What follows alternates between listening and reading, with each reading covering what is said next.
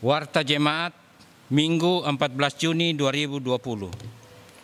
Jemaat yang dikasihi dan mengasihi Tuhan Yesus Kristus, selamat pagi dan shalom. Karena pembatasan sosial akibat virus COVID-19 atau Corona masih berlaku sampai bulan Juni 2020, maka ibadah minggu pagi ini masih dilangsungkan dalam keluarga. Meski ibadah hanya dalam rumah setiap keluarga dan bukan di dalam gereja, tetapi jangan mengurangi suasana terutama makna peribadahan. Dengan iman kita, yakin bahwa Tuhan ada hadir dalam ibadah kita saat ini. Dan untuk itu, mari kita menikmati ibadah minggu pagi ini bersama-sama dalam keluarga kita masing-masing. Nats pembuka. Beribadalah kepada Tuhan dengan sukacita. Datanglah kepadanya dengan sorak-sorai. Matius 11 ayat 28. Pengumuman-pengumuman. 1. Ibadah-ibadah. A. Ibadah-ibadah dalam jemaat, baik ibadah minggu pagi ini, keluarga dan unsur dalam minggu berjalan, dilaksanakan di masing-masing keluarga. Diharapkan Bapak Ibu keluarga agar terus setia mengkoordinir dan mengorganisir ibadah-ibadah tersebut dengan panduan liturgi dari majelis jemaat. B.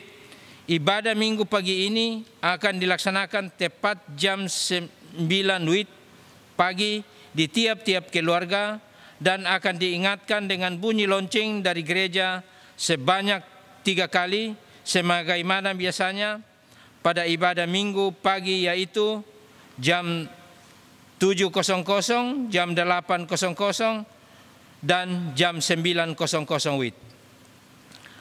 Pada bunyi lonceng yang ketiga, jam 9.00 WIB, tiap-tiap keluarga sudah memulai peribadahannya. C. Di dalam peribadahan tersebut tetap ada persembahan. Tetap persembahan bukan yang menjadi utama, melainkan ibadahlah yang menjadi utama. Sehingga tidak boleh persembahan menjadi kendala bagi tiap keluarga untuk tidak melaksanakan ibadah. 2. Dukungan diakonia.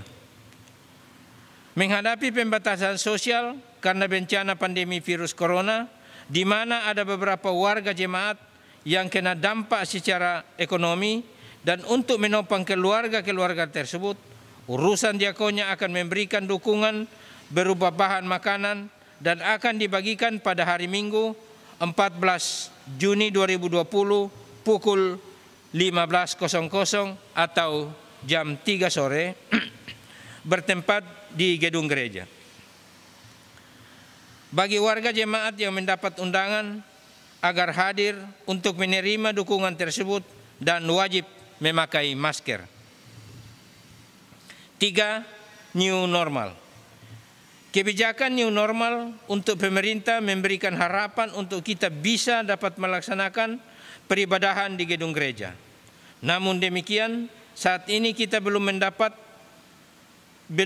melakukan karena kita perlu petunjuk pelaksanaan dari pimpinan gereja, dalam hal ini Sinode GKI di Tanah Papua dan Klasis.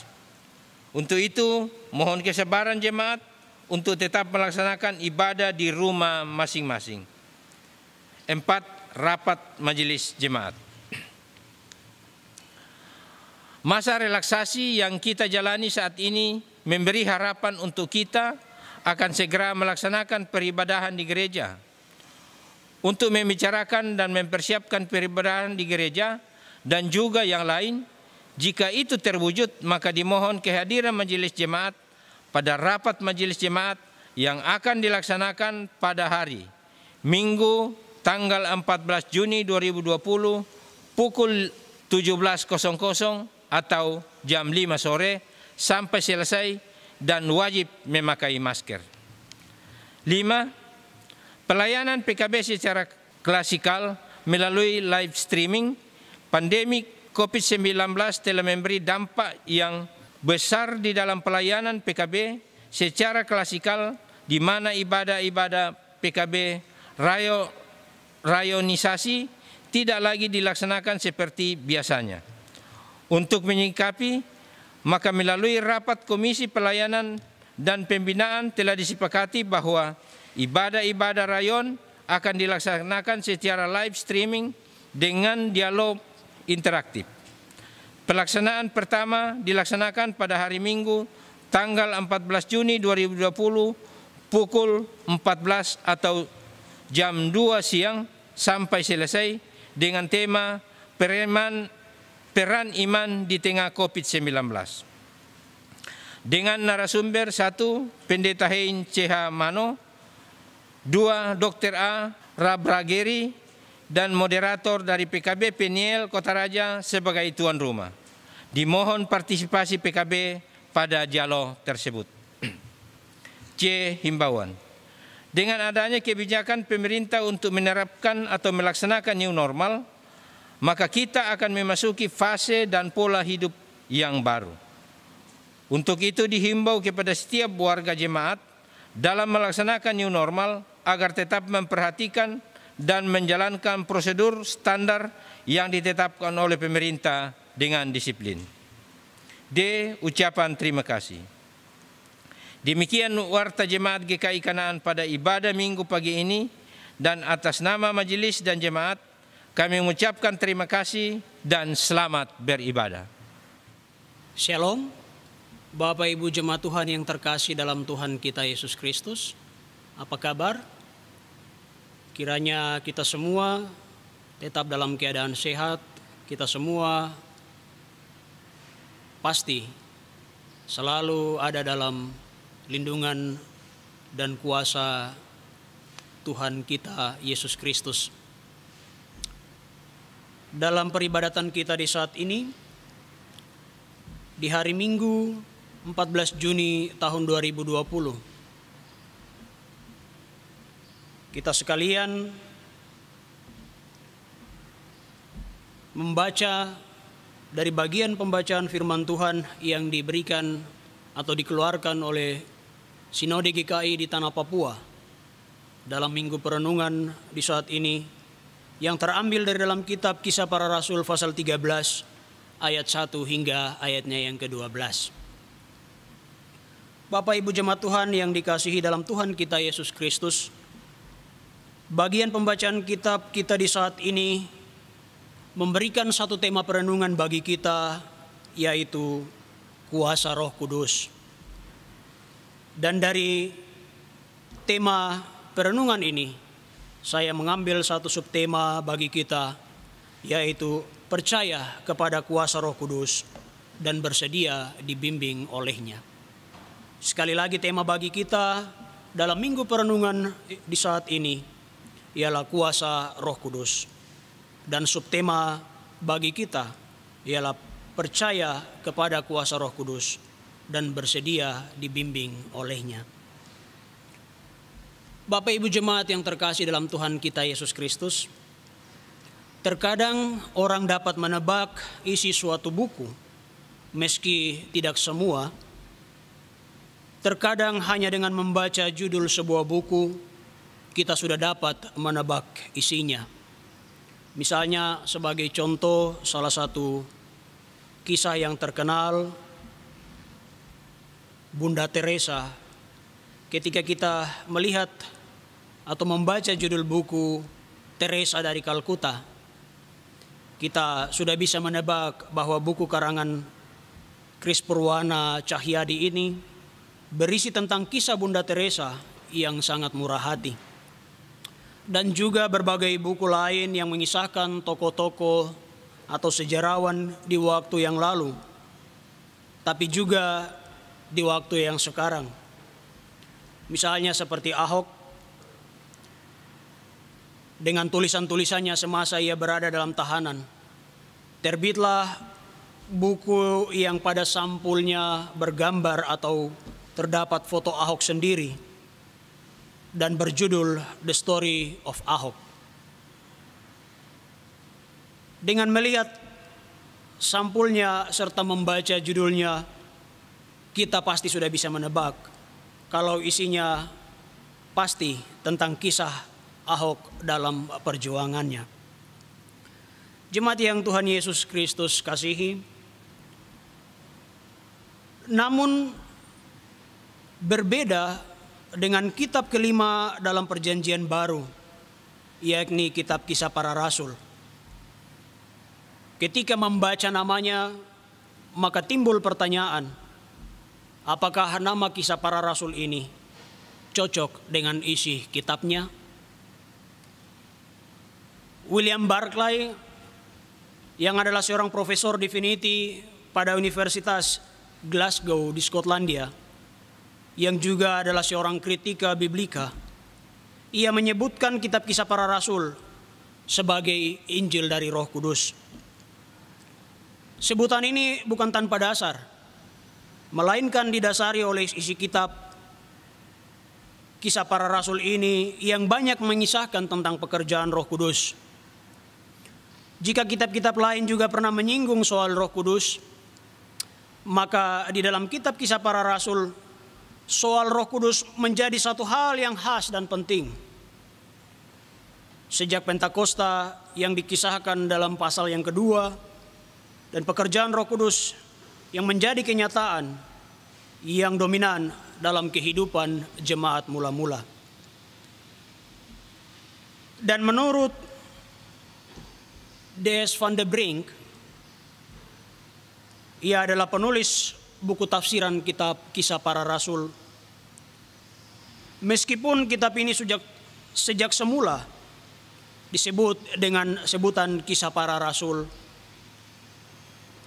namun baginya agak lebih cocok jika diberi nama Kisah Perbuatan Roh Kudus. Itu dikarenakan sepanjang isi kitab Kisah Para Rasul secara panjang lebar berbicara tentang bimbingan khusus oleh Roh Kudus. Bapak Ibu jemaat yang terkasih dalam Tuhan kita Yesus Kristus, dan seorang yang bernama Lukas, yang adalah seorang tabib atau dokter, dan ia juga merupakan penulis yang unggul, sejarawan yang cermat, dan juga seorang teolog yang diilhami. Dialah penulis kitab Kisah Para Rasul ini.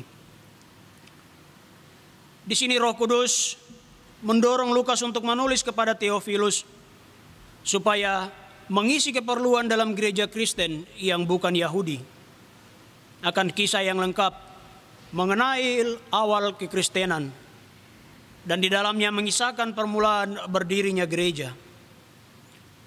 Lukas setidak-tidaknya memiliki dua tujuan dalam menulis kitab Kisah Para Rasul ini. Bagian yang pertama, Lukas menunjukkan bahwa Injil bergerak dengan kemenangan dari pembatasan Yudaisme yang sempit ke dunia yang kafir, sekalipun terdapat tantangan dan penganiayaan. Bagian yang kedua, ia mengungkapkan peran Roh Kudus dalam kehidupan dan misi gereja. Ia juga menekankan baptisan Roh Kudus sebagai persediaan Allah dalam memperkuat gereja untuk memberitakan Injil dan melanjutkan karya pelayanan Yesus. Di dalam Injil karangannya, Lukas mencatat tentang segala sesuatu yang dikerjakan oleh Yesus. Tetapi kitab ini menerangkan apa yang selanjutnya dibuat dan diajarkan oleh Yesus setelah ia naik ke sorga, melalui kuasa Roh Kudus yang bekerja di dalam dan melalui para murid-muridnya, serta melalui gereja mula-mula. Jemaat yang terkasih dalam Tuhan kita Yesus Kristus, kitab Kisah Para Rasul dalam pasal pertama hingga pasalnya yang ke-12 menjelaskan bahwa setelah Yesus naik ke sorga dan setelah peristiwa Pentakosta, terjadi kebangunan rohani yang sangat besar yang melahirkan gereja mula-mula di Yerusalem dan semangat untuk menyebarkan Injil ke Yudea dan Samaria. 12 pasal ini menyaksikan bahwa Roh Kudus yang turun pada hari Pentakosta memberi kuasa dan keberanian orang untuk menolong orang-orang Kristen dalam bersaksi ke seluruh dunia tentang Juru Selamat yang telah bangkit itu. Jika di dalam pasal-pasal sebelumnya 12 murid dan jemaat mula-mula di Yerusalem yang berperan melaksanakan pesan Yesus dalam pasal 1 ayat 8, maka di pasal yang ke-13 ini dimulailah babak baru dalam pelaksanaan pesan Yesus tersebut.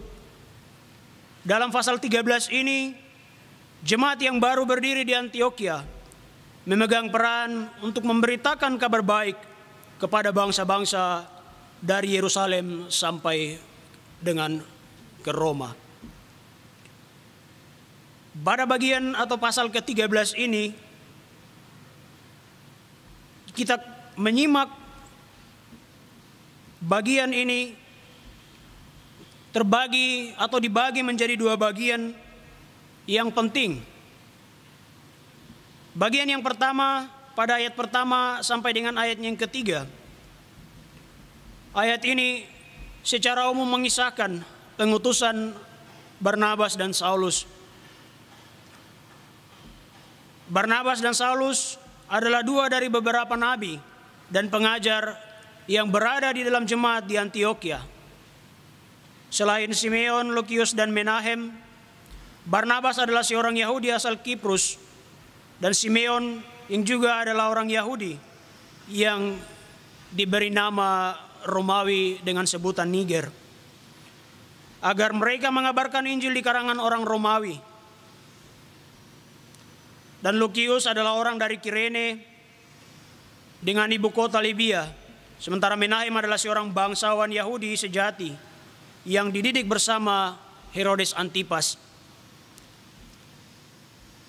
Dan Saulus adalah seorang Yahudi dari Tarsus di Sisilia yang mendapat pendidikan sebagai rabi. Nama para nabi dan pengajar ini bukan secara kebetulan disertakan dengan asal-usul mereka. Sekali lagi pada bagian ayat 1 hingga ayat yang ketiga yang menulis tentang atau memberikan keterangan nama-nama disertai tempat atau asal mereka. Ini bukan secara kebetulan diberikan atau dijelaskan dalam bagian ini.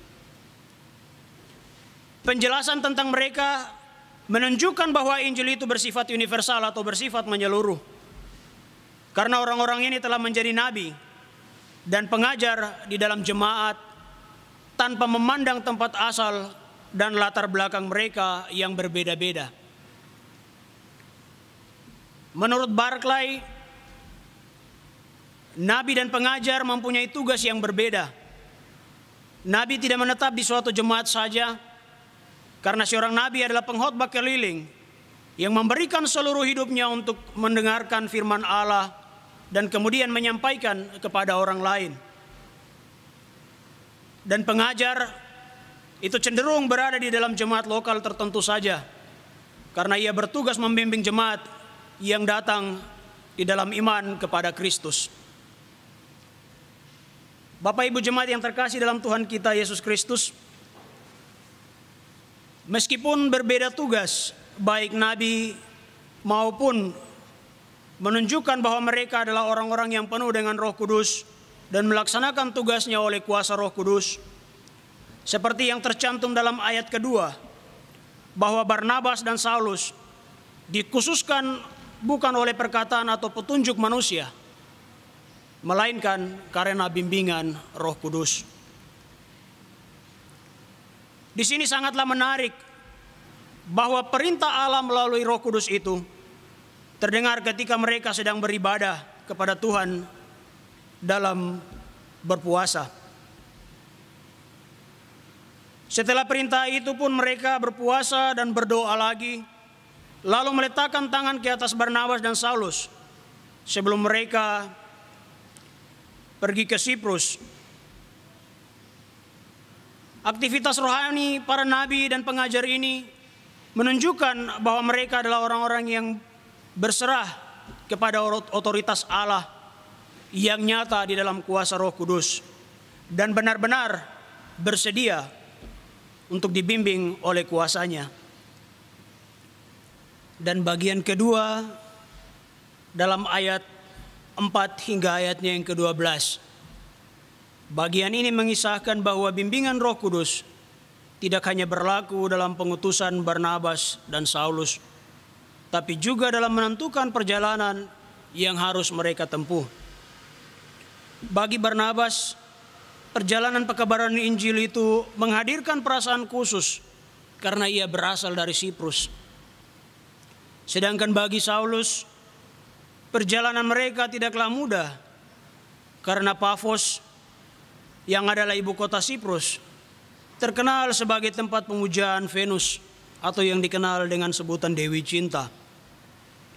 Rupanya pengaruh pemujaan terhadap dewa-dewi ini sangat kuat di kalangan penduduk Siprus. Ini terlihat jelas pada gubernur Siprus yang bernama Sergius Paulus. Sekalipun ia seorang intelek atau seorang yang berpendidikan, Sergius sangat percaya kepada ramalan-ramalan yang berdasarkan sihir atau jampi-jampi. Hal ini semakin menegaskan hubungan yang baik antara Sergius dengan Bar Yesus atau Elimas yang adalah seorang penyihir dan seorang nabi palsu. Meski mendapat tantangan dari Bar Yesus, Saulus atau yang kemudian disebut dengan Paulus dengan berani menyatakan kebenaran kepada Bar Yesus yang dalam sekejap ia tidak dapat melihat. Dan peristiwa ini menjadi kesaksian bagi gubernur, sehingga ia takjub atau terheran-heran melihat peristiwa yang oleh ajaran Tuhan dan menjadi percaya. Bapak Ibu jemaat yang terkasih dalam Tuhan kita Yesus Kristus,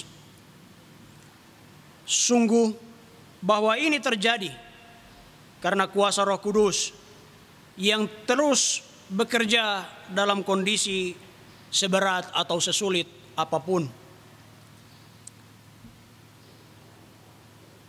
Kita melihat bahwa peristiwa keturunan Roh Kudus telah memberikan keyakinan kepada kita bahwa Allah tidak meninggalkan kita untuk kita menjalani kehidupan ini tanpa kehadiran dan penyertaan-Nya. Allah berkenan menjadikan kita sebagai tempat kediaman-Nya di dalam roh. Kehadiran dan diamnya roh di dalam diri kita disertai pula dengan berbagai karunia yang diberikan kepada setiap orang. Sehingga ada rupa-rupa karunia di antara orang-orang percaya, dan semuanya itu berasal dari satu roh yang sama. Sepanjang minggu yang lalu, warga gereja Kristen Injili di tanah Papua telah menghayati penyataan roh itu berdasarkan pembacaan Alkitab yang diambil dari dalam kitab 1 Korintus pasal 12 ayat 1 sampai dengan ayatnya yang ke-11. Tentang karunia roh yang berbeda-beda pada setiap orang. Dan ini menyaksikan kepada kita bahwa betapa kayanya pemberian Allah kepada setiap orang percaya. Ada berbagai potensi. Ada berbagai potensi diri sebagai bagian dari karunia Allah pada setiap orang-orang percaya. Penyataan roh itu bahkan memungkinkan orang untuk mengaku bahwa Yesus adalah Tuhan. Tuhan telah mempercayakan kepada kita masing-masing tugas yang berbeda-beda di dalam jemaat ini. Ada yang sebagai seorang pendeta atau guru jemaat atau guru Injil. Ada pula sebagai seorang penatua dan syemasi. Ada yang menjadi seorang pengkhotbah. Ada juga yang menjadi seorang pengajar. Ada yang menjadi pendoa. Dan ada lagi yang menjadi seorang pemuji. dan kepada jemaat sekalian di dalam kehidupan kita berjemaat secara pribadi lepas pribadi. Tuhan juga mempercayakan tugas yang berbeda-beda kepada kita. Sebagai orang tua, baik sebagai suami, sebagai istri dan anak, kepada masing-masing kita di dalam keluarga, kita memiliki tugas yang berbeda-beda dalam porsi kita masing-masing. Selain dalam keluarga, ada pula kita diberikan tugas sebagai aparatur sipil negara, bekerja di bidang pemerintahan, bekerja dalam bidang pemberdayaan masyarakat, di bidang kesehatan, di bidang pendidikan, dan ada juga sebagai anggota TNI Polri, bahkan sebagai petani, nelayan, pedagang atau penjual, tukang ojek, dan lain-lain sebagainya. Jemaat yang terkasih dalam Tuhan kita Yesus Kristus, dalam masa pandemi COVID-19 ini, di saat ini merupakan ruang yang baru yang Tuhan sediakan untuk kita yang memperoleh karunia yang berbeda-beda, untuk memberlakukan dalam kepentingan bersama demi kemuliaan nama Tuhan. Mari kita gunakan ruang yang baru ini secara maksimal untuk kita saling peduli, kita saling memperhatikan dan saling menolong satu terhadap yang lain. Hakikat gereja secara khusus GKI di Tanah Papua sebagai persekutuan yang besar saat ini sedang diuji. Tetapi kita bersyukur oleh gerakan roh, kita dapat menggunakan karunia-karunia yang diberikan di dalam gereja ini untuk menyatakan perhatian dan kepedulian kita demi kepentingan bersama, yaitu keselamatan dari bahaya wabah virus corona ini. Apapun yang sudah, yang sedang dan akan dilakukan oleh setiap orang, yang dilakukan oleh anggota jemaat dan kelompok masyarakat, itu adalah karunia roh untuk kebaikan dan kepentingan bersama.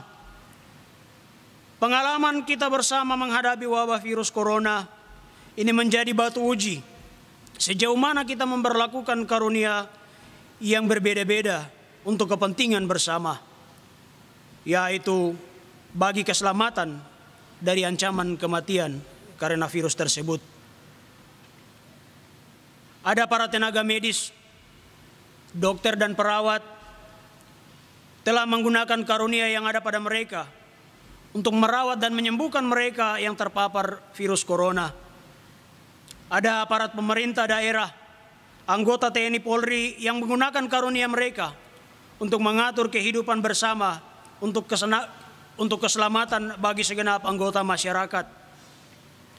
Para hamba-hamba Tuhan yang juga menggunakan karunia untuk mengajar dan mengembalakan, untuk menuntun umat terbebas dari bahaya virus corona ini. Dan juga para petani, para penjual bahan pangan yang tetap bekerja sehingga tersedia kebutuhan hidup bagi setiap orang tiap-tiap hari. Ada juga para karyawan BUMN dan swasta, mereka yang bekerja menyediakan ketersediaan air, listrik, dan lain sebagainya, yang bekerja memberikan penunjang kebutuhan hidup kita di rumah kita masing-masing. Dalam kesemuanya itu, firman Tuhan dalam kitab Kisah Para Rasul pasal 13 ayat 1 hingga ayatnya yang ke-13 ini mengingatkan kita untuk tunduk kepada kuasa Roh Kudus, sebab kuasa Roh Kudus itu membimbing kita untuk melangkah. Kuasa Roh Kudus itu memimpin kita untuk menjadi pelayan dan melayani. Dan kuasa Roh Kudus itu memberi keberanian untuk menghadapi kesusahan dan menghadapi bahaya. Bapak Ibu jemaat yang terkasih dalam Tuhan kita Yesus Kristus, Andrew Johnson yang adalah Presiden Amerika Serikat ke-17 pernah menginap semalam di Hotel Chicago Hilton, dan semua stafnya melakukan segala sesuatu untuk mempersiapkan sarapan pagi yang baik, yang berkesan bagi presidennya. Mereka meminta 3 orang koki terbaik untuk secara khusus menyiapkan sarapan pagi bagi presiden mereka itu. Dan ketika tiba waktu pagi hari, segala sesuatu yang mereka siapkan, yang sangat baik, yang sangat enak, telah mereka sediakan. Ternyata presiden mereka ini hanya meminta hidangan yang terbuat dari gandum dan segelas kopi. Usaha dan kerja keras mereka ini menjadi sia-sia, karena apa yang mereka persiapkan tidak seperti apa yang diminta atau yang diinginkan oleh presiden mereka. Bapak Ibu jemaat yang terkasih dalam Tuhan kita Yesus Kristus, demikianlah jika kita tidak berdoa dan berharap kepada kuasa Roh Kudus, segala sesuatu yang kita lakukan bisa saja sia-sia. Maka bagian pembacaan Alkitab kita di minggu ini menekankan kepada kita sekalian agar kita lakukan, agar apa yang kita lakukan tidaklah sia-sia. Kita dituntut untuk percaya kepada kuasa Roh Kudus. Kita perlu memiliki kepekaan terhadap suaranya, dan kepekaan kepada suara Roh Kudus hanya dapat terjadi bila kita tekun dalam firman Tuhan. Ingatlah bahwa hidup kita ini terlalu singkat untuk dipilih-pilih, terlalu singkat untuk bersakit hati, terlalu indah untuk kita merasa bosan, dan terlalu istimewa untuk disia-siakan. Maka layanilah sesama dengan karunia yang ada padamu. Dengan demikian kita juga melayani Tuhan Allah kita. Amin.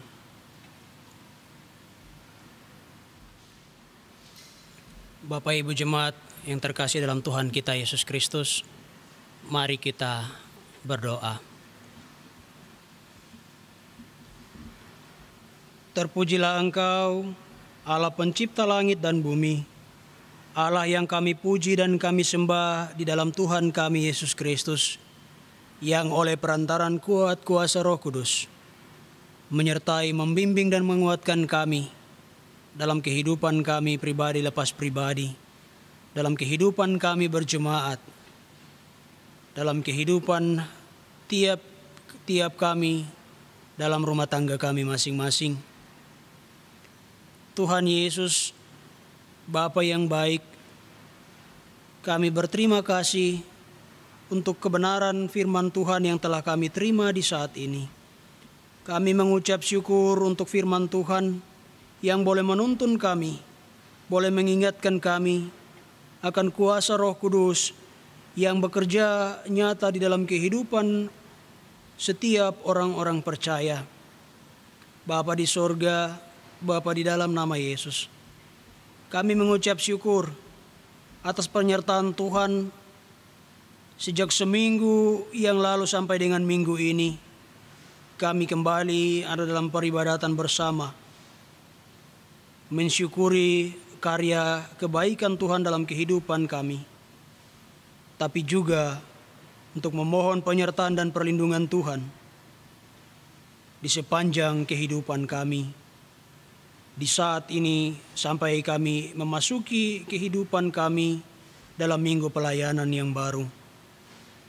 Kami mengucap syukur dan berterima kasih karena Tuhan begitu baik dalam kehidupan kami, sehingga oleh kuasa Roh Kudus di tengah kehidupan kami di saat ini yang tertantang oleh pandemi virus Corona 19 ini, yang membuat kami ada dalam peribadatan di rumah kami masing-masing, tetapi tidak membatasi karya dan kuasa Allah di dalam Roh Kudus